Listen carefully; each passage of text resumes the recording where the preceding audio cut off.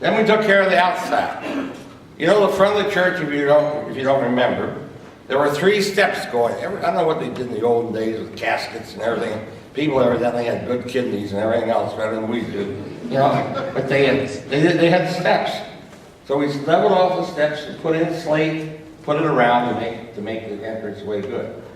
Now, one of the things we did, Dr. I had done, he painted these gates black because they're really sort of a mercury. They're sort of an alloy.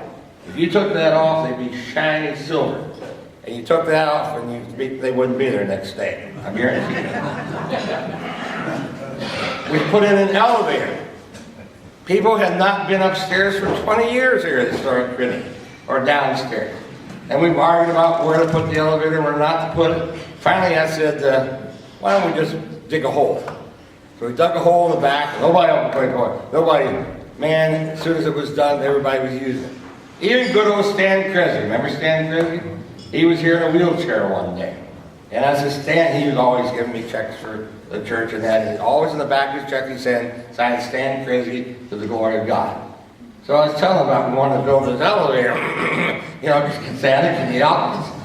Well, I found out that he belongs to Metropolitan Methodist, and they wanted to put an elevator. He was opposed to it. That wasn't the right guy to ask. But we ended up, in 60 days, the elevator was paid for. That's how great our people are. The Marowske room, where, I don't know what happened to that rug here. I think maybe you took that home.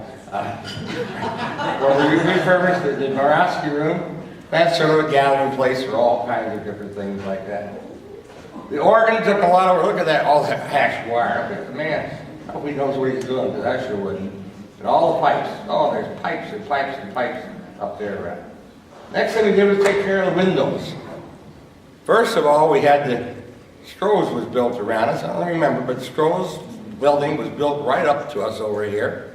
And one day, John Stroh and I stood across the street and watched the Stroh's being pounded, blown up, gone down, gone. Now, who would have had the vision? Who would have thought that Historic Trinity would still be here and Strohsbury would be gone? We boarded up all the windows so they wouldn't get damaged from the explosion. Took a lot of dust out of it. It was on a Sunday morning, about 11 o'clock, we had church service. Then we took all the windows out, pane by pane. Took them out, shipped them back to the place in Willett. Look at the detail, all this leadwork had to be re-leaded. All the broken pieces that were fixed had to be fixed. Then they had to do the outside protection. See these pieces down here? They were all cut individually, put protection on them so that they wouldn't have any damage to the windows. Then we did other things. For instance, this statue, which is out here in the parking lot, was outside of Dr. Bruckheimer's office out in Elmworth and Dickerson at Our Savior. And I always admired that marble Jesus on the lawn outside Dr. Ottie's office. Well, I was on city council yet, and my guy that was with me, Larry Dulles, we went over to pick up something else from the church that had closed before all the artifacts disappeared. And I said, Larry, go over and see how that there Jesus is bolted down. Maybe we can take it with us. He came back, he says, Councilman, that ain't stone, that's plastic. Plastic Jesus. So we did plastic Jesus. We took him up on Gratiot Avenue to a car shop. We washed them down with power wash.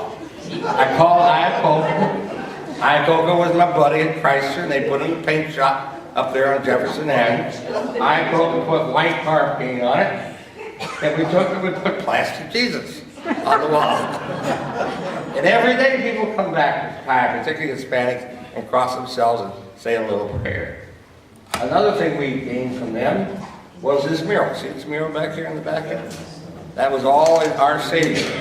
Somebody was going to put it in their basement. It's all about the vocations of life. So we were able to say, because we're the mother church. And as a mother, we take care of our kids. You come home to mama and see things that you grew up in. You know, my kids come and say, oh, Grandpa, I remember when you had that. Or Grandma, remember that? You know, so we keep the memories alive.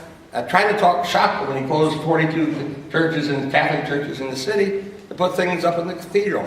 Now he sold them to restaurants and places like that. And they all disappeared. So each room as something from a church that's full.